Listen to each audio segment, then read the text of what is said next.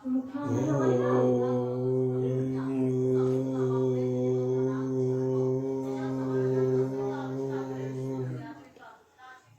ভগবতে বাসুদেবায়। ওম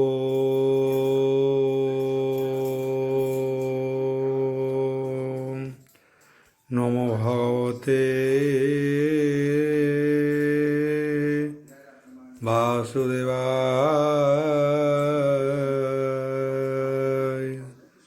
ওম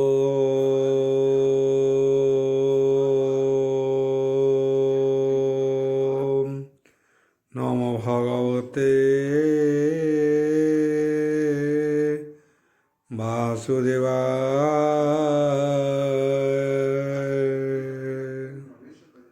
यथा मंगलाचरण भागीशा यस्य वदने लक्ष्येषु च वक्ष्यसि यत्सते हृदय वसति तनुसिंहं भजे विश्वसर्वदिवालक्षणं श्रीकृष्णाख्यो जगद्धाम परोद्धाम नमामि तत् माधव माधव वैश्य सर्वसिद्धिविनायते वन्दे परस्परत्यं परस्परं प्रियलोकम् मूकं करति वाचलं पंगु लंघयते गिरि यत्कृपाः तमः वन्दे परमानन्दो माधव जो ब्राह्मण रुद्रं तु स्तुतन्ति दैवस्तव देवसंग पद पश्यन्ति जो श्यामज्ञा ध्यान वसते गदगदे मनसा पश्यन्ति जो योगिना यस्ते न बुद्धि सुरासुरगण देवायस्तुते नमः नारायणं नमस्कृत्यं नरचैव नरोत्तमं देवी सरस्वती व्यासं ततो जयमुदीरयन्तु निर्गलं कल्पितं फलविमुखाभितर्भ्ययुक्तं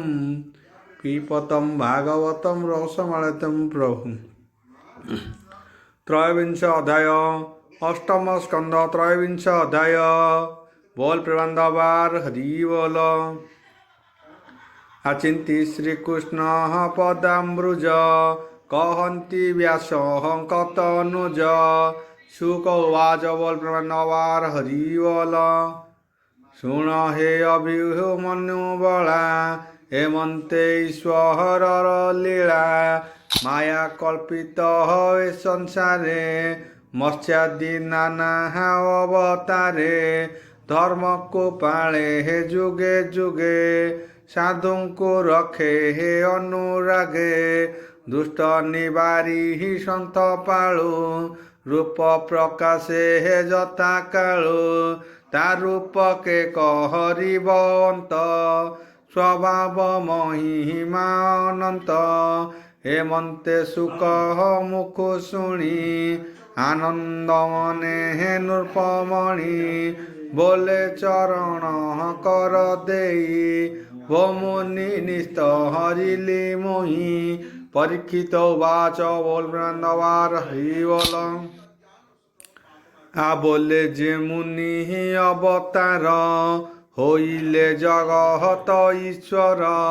निंदित जल चर रूपे देह बहिले केउ कल्पे के बण कार्य किस अर्थे प्रसन्न कह मो अग्रते तार चरित पास पापहर अशेष प्राणी सुख घोर अनादि प्रभु नारायण मायार परम कारण सुत करती मुनि मध्य अति आनंद गद गदे सुत उवाच बोल प्रबंधवार हरि बोल।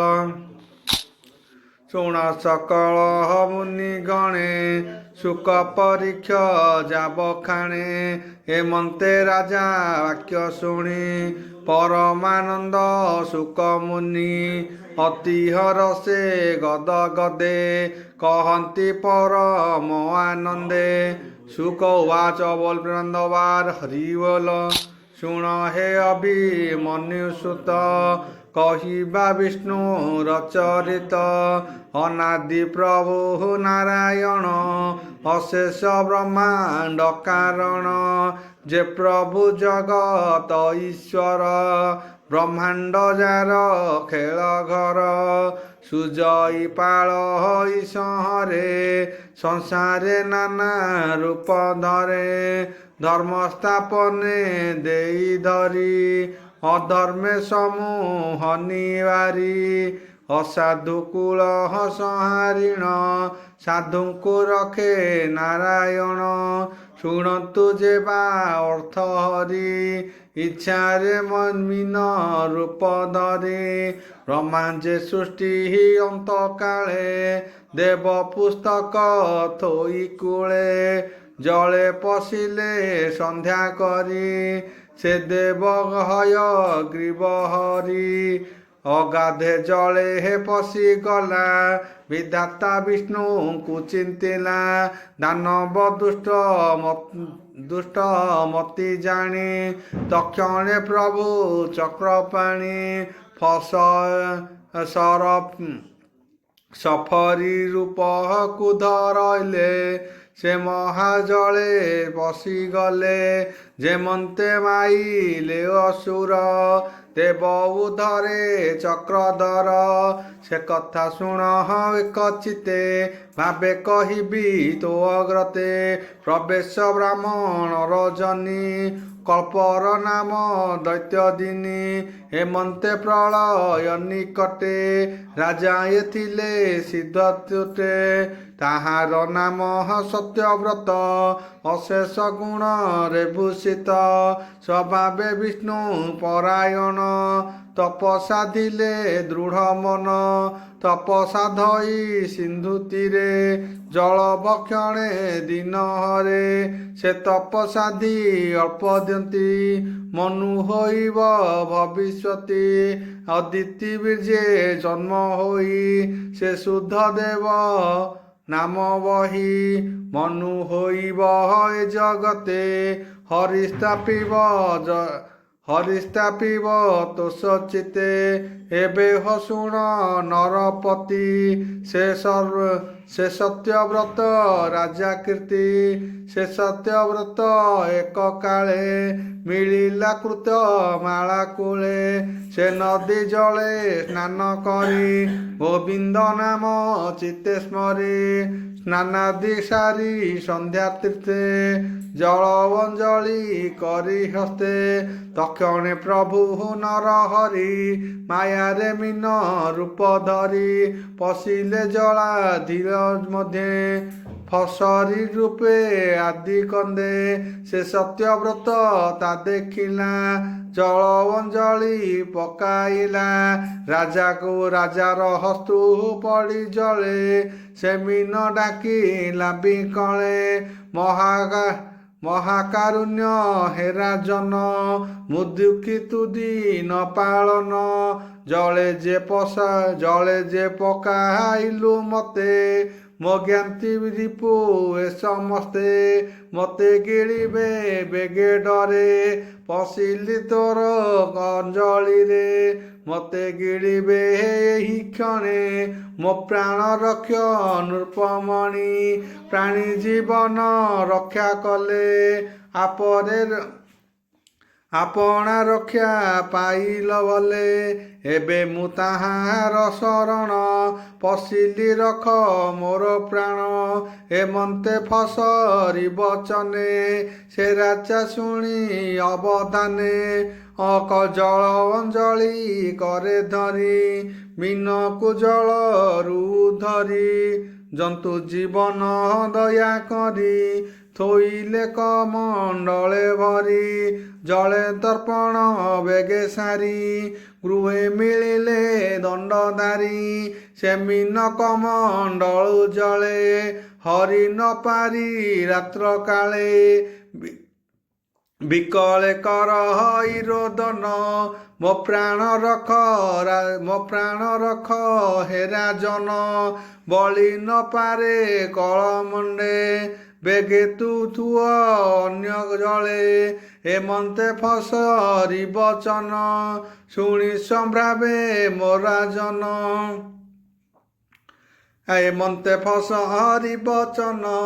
ଶୁଣି ସମ୍ଭ୍ରାମେ ସେ ରାଜନ ସେ ମୀନ କମଣ୍ଡଳୁ ପେରି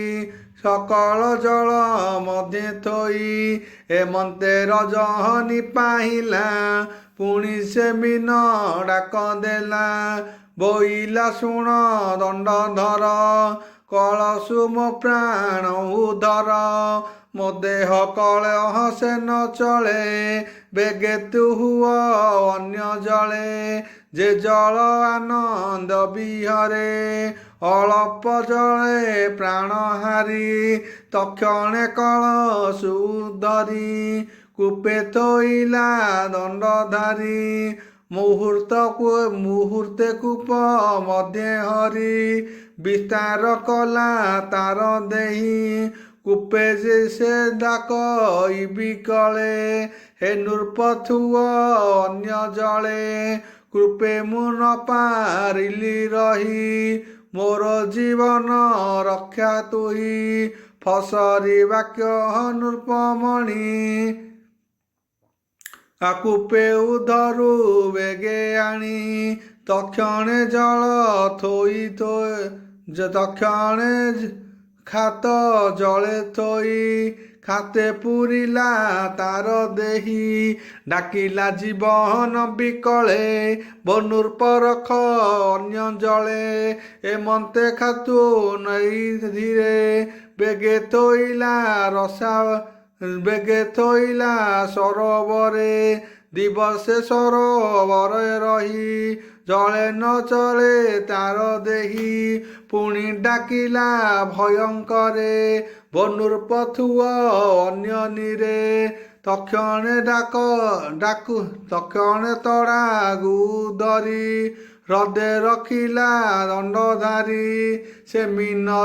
दंडे हृद रहे तही बढ़िला महाकाये पुणी डाकिला घोरनादे राजन हरि राजन रही नोहे राजन रही नोहे हृदे शुणी हृदु तोली बगे फेरिला समुद्रर जले से मीन पड़ी सिंधु जले डाकिला जीवन बिकले बनुर्परख मोर प्राण तोर मु पशिछि चरण शरण जल उपलेखे तु केताकु प्रशंसई लभे ए जले जीव जंतु जेते बले भक्षिबी एक मेदे एमंते मीन मुखु शुणी मने विचारे नृपमणि एकी अद्भुत कर्म मुहि जगते देखी लिते नहीं केउ देवता माया बले मते छलई मीन छले कि बुद्धि करी बई मुहि भालई मीन मुख चाही विष्णुर माया रे मोहित दंडे रहिला तंबीभूत पुणी क्षणके नृपवर कोपले देला बेनिकर बोइला मीन मुख चाही मोहर धर्म रख तुही केउ देवता आसी छले मते मोहिलु माया बले ए तोर विश्वरूप देह माया न करी एक सत्य कह हेमंते जल चर देवी जगते देखी लात नाही भूमिन ताहार शरीरे सत जोजन त्रासपुरे निश्चय जानिला तोष निश्चय जानिला तोते आज तू नारायण देवराज अनादि प्रभु निरंजन अव्यक्त रूप भगवान प्राणी निस्तारण अर्थे मीन शरीर ए जगते स्थिति पालन संहारण तु नाथ परहम कारण नमस्ते जल चर देही बोनाथ कर मात्र त्राही तोर माया रे भ्रमुहंती हरिव बिरंची सुरपति तु नाथ जल उपकारे नाना शरीर संहारे তো অবতার ভক্ত হিতে ধর্ম স্থাপন শুভ অর্থে কি কার্য মিন অবতার কহ হে কমଳାର ବର। ଏମନ୍ତେ ରାଜା ବାକ୍ୟ ଶୁଣି କହନ୍ତି ପ୍ରଭୁ ଚକ୍ରପାଣି। ଭଗବାନ ଉବାଚ ବୋଲ ପ୍ରେମାନନ୍ଦବାର ହରି ବୋଲ। ଶୁଣ ରାଜନ ସତ୍ୟବ୍ରତ ତୁ ଯେଣୁ ମୋହର ଭକତ ଯେ କାର୍ଯ୍ୟ ମିନ ରୂପ ମୋର କହିଛୁ ଶୁଣ ନୃପବର। ତେଣୁ ଅଇଲି ତୋତେ କହି ଅଦ୍ଭୁତ ମିନ ରୂପ ହୋଇ ମାୟା ବିଚୁ ପ୍ରଚଣ୍ଡ ଦାନବ ମାୟା ଯାହାର ହୟ ଗ୍ରୀବ ବ୍ରହ୍ମାର ବେଦେ ହରି ବଳେ ବେଗେ ପଶିଲା ମୋହ ଜଳେ। ପ୍ରଳୟ ଜଳେ ମୁଁ ବିହରି ସେ ଦେବ ଉଦ୍ଧାରଣ କରି ରଖିବୁ ସଂସାରର ଜୀବ ହରିବି ହୟ ଗ୍ରୀବ ତେଜ ତୁ ଏବେ ରହ ମୋ ବଚନେ ଆଜହ୍ନୁ ଗଣି ଶତ ଦିନେ ପ୍ରଳୟ ଜଳେ ତିନି ପୁର ନାସିବି ଗୁଣ ନୃପବର। 18 ଖଣ୍ଡ ମେଘ ମିଳି ସ୍ଫୁରିବ ପ୍ରଚଣ୍ଡ ବିଜୁଳି ହରିବ ଅଣ ଚାଷ ବାତ ଆକାଶ ବିଜୁଳି ଉତିତ ଗଭୀର ନାଦେ ମେଘମାଳ ପ୍ରଚଣ୍ଡେ ବରଷିବ ଜଳ କ୍ଷଣକେ ସିନ୍ଧୁ ଉଛୁଳିବ ଆଉଲଳେ ଗଗନେ ମିଳିବ ଶପଥ ଋଷିଙ୍କ ମଣ୍ଡଳେ ଜଳଧି ଲାଗିବ ଉଲଳେ ବ୍ରହ୍ମାର ରଜନୀ ଭୋଇବ ଏତିନି ପୁର ନାଶ ଯିବ। ତୁ ଏବେ ମୋର ବୋଲ କର ଔଷଧ ଜୀବ ସଙ୍ଗେ ଧର ତୋର କୁଟୁମ୍ବ ମୁଛନ୍ତି ଯେତେ ତୋର କୁଟୁମ୍ବ ଅଛନ୍ତି ଯେତେ ସକଳେ ଘେନିଣ ସଙ୍ଗତେ ଆଜହୁ ଶପଥ ଦିବସେ ନାବ ମିଳିବ ଆସି ପାଶେ ଜେନାବେ ସମୁଦ୍ରର କୂଳେ ତୋତେ ମିଳିବ ସନ୍ଧ୍ୟା କାଳେ ତୁ ତହୁଁ ବସି ସର୍ବଘେନି ତରିବୁ ବ୍ରହ୍ମାର ରଜନୀ ଆଗତ କଳ୍ପ ପରିଜନ୍ତେ ତୁଥିବୁ ଋଷିଙ୍କ ସଙ୍ଗତେ ସେନାବ ମୋର ଶୃଙ୍ଗେ ବାନ୍ଧି ମୁହିଁ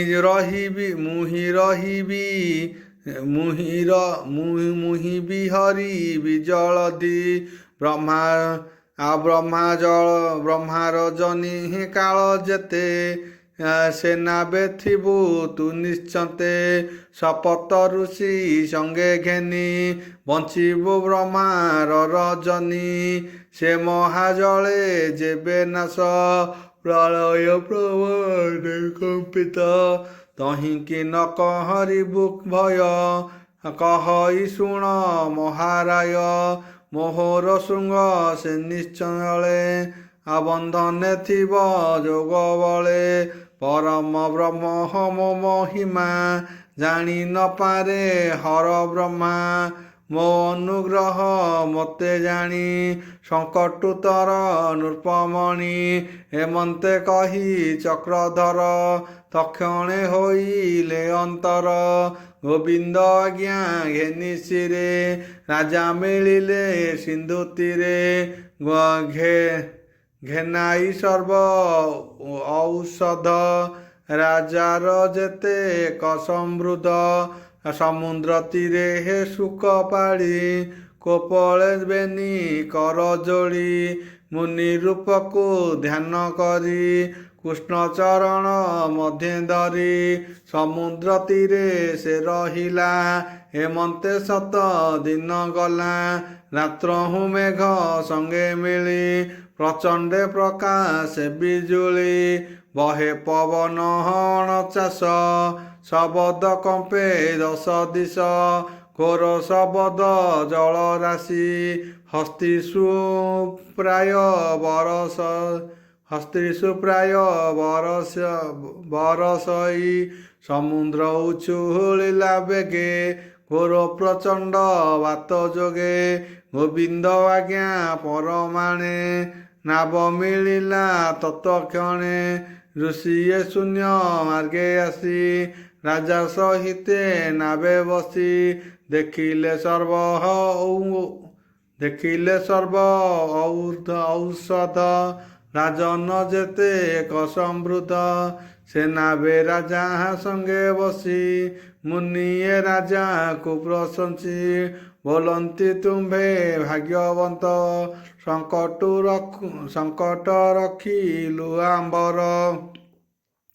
ଏବେ ଆମ୍ଭର ହବୋଲ କର ଏ ନାବେ ବିଷ୍ଣୁ କୁସୁମର ତାହାର ଭାବେ ସେ ମାଧବ ଆମ୍ଭଙ୍କୁ ସଙ୍କଟ ଉତାରିବ ହେମନ୍ତେ ଋଷିଙ୍କ ବଚନେ ରାଜା ବସିଲା ବିଷ୍ଣୁ ଧ୍ୟାନେ ତକ୍ଷଣେ ପ୍ରଭୁ ନରହରି ମିଳିଲେ ମୀନ ରୂପ ଧରି ଏକଇ ଶୃଙ୍ଗ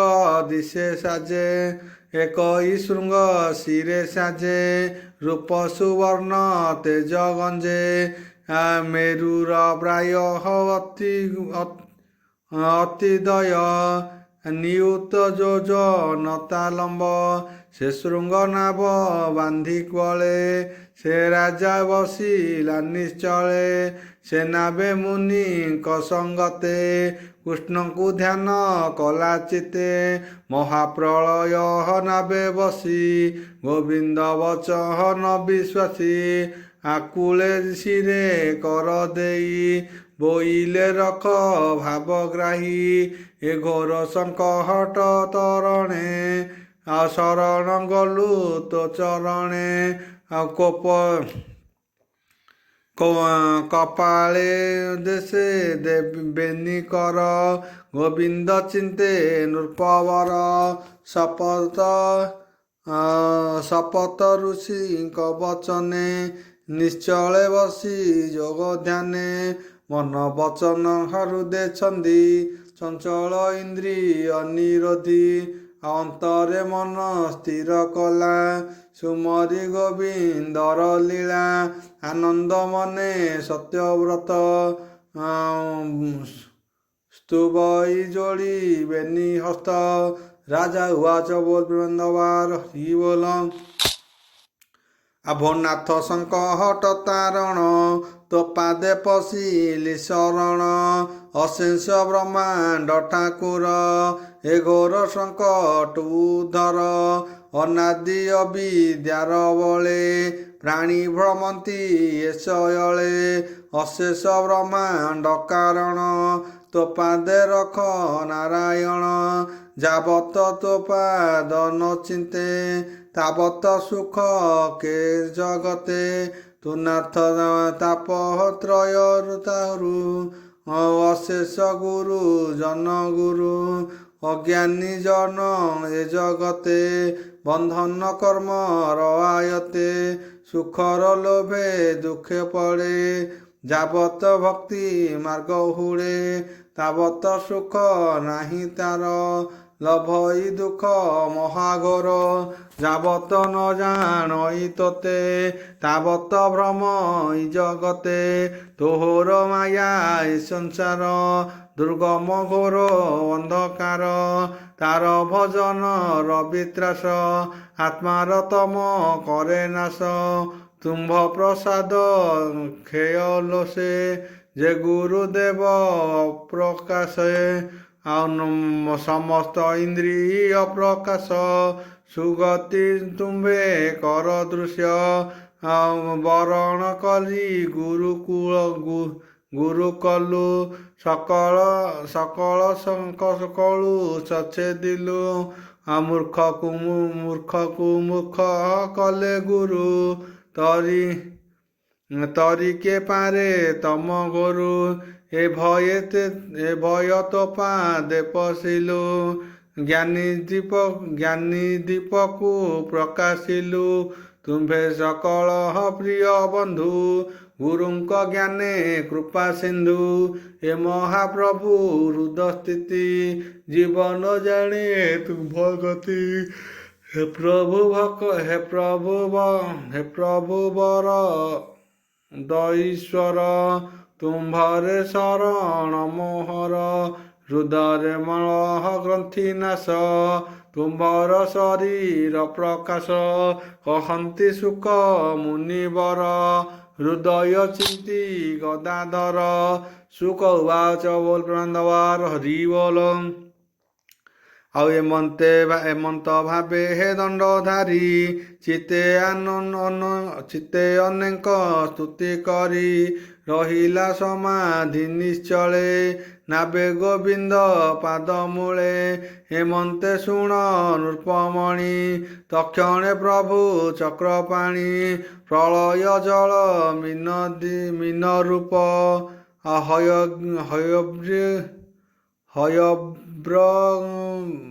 ହୟବ୍ରବର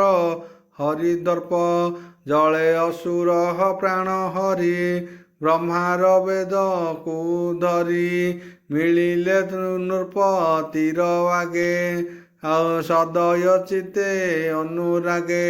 ବୋଲନ୍ତି ରାଜା ମୁଖ ଚାହିଁ ସଂସାରେ ଭାଗ୍ୟବନ୍ତ ତୁହି ହେମନ୍ତେ କହି ଭଗବାନ ଆନନ୍ଦେ ଦେଲେ ତତ୍ତ୍ୱଜ୍ଞାନ ବୋଇଲେ ଦିବା କର ବଂଶେ ଜନ୍ମ ଲଭିଲୁ ଆୟୁ ଶେଷେ ବୈବସ୍ୱତଃ ମନୁ ହୋଇ ପ୍ରଜା ପାଳିଲୁ ଧର୍ମ ବହି ଏ ଜ୍ଞାନେ ତୋହର ଜୀବନ ମନଙ୍କୁ ମଧ୍ୟ ହୋଇ ଧନ୍ୟ ଏ ମୋର ମିନହ ଅବତାର ଧ୍ୟାନେ ରହିବ ତୋ ଅନ୍ତର ତୋହର ତୁଲେ ମୋ ସମାନ ତୋହର ତୁଲେ ମୋ ସମ୍ବାଦ ଶୁଣନ୍ତେ ତୁଟଇ ପ୍ରମାଦ ହେମନ୍ତେ କହି ଭଗବାନ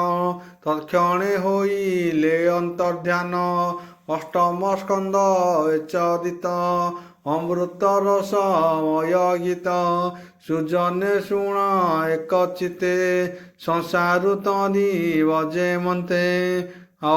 ଖଣ୍ଡିବ ସେ ସଦୁର୍ଗତି ସୁଜନ ଏଣେ କରମତି ବୋଲଇ ବିପ୍ର ଜଗନ୍ନାଥ ଭାଷା ପ୍ରବନ୍ଧେ ଭାଗବତ ଇତି ଶ୍ରୀମଦ୍ଭାଗବତେ ମହାପୁରାଣେ ପରମାଂସ୍ୟା ସଂହିତା ଅଷ୍ଟମ ସ୍କନ୍ଧେ ମତ୍ସ୍ୟ ଅବତାର ଚରିତ ଅନୁବର୍ଣ୍ଣନ ନାମ त्रयोविंश अध्याय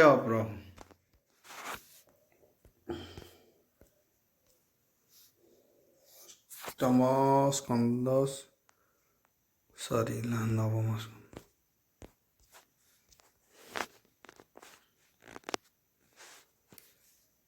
प्रथम अध्याय नवम स्कंद प्रथम अध्याय बोल प्रेमानंदवार हरि बोल ओम।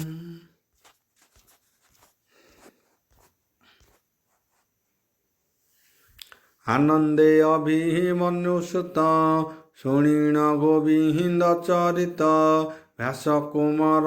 मुखु चाही बोइले शिरे हे कर देई परीक्षित उवाच बोल प्रेमानंदवार हरि बोल मुनि मन अंतर कथा कहिली सकहल व्यवस्था से मनंतरे हे जेबा देही धर्म रक्षणे हे भावग्राही अनंत जहार महिमा के जानी पारे हे गुण सीमा तुमे कहिल मुनि गणे विष्णुर महिमा प्रमाणे द्राविड़ देशरे हे सत्यव्रत से राजा ऋषि हे दैवत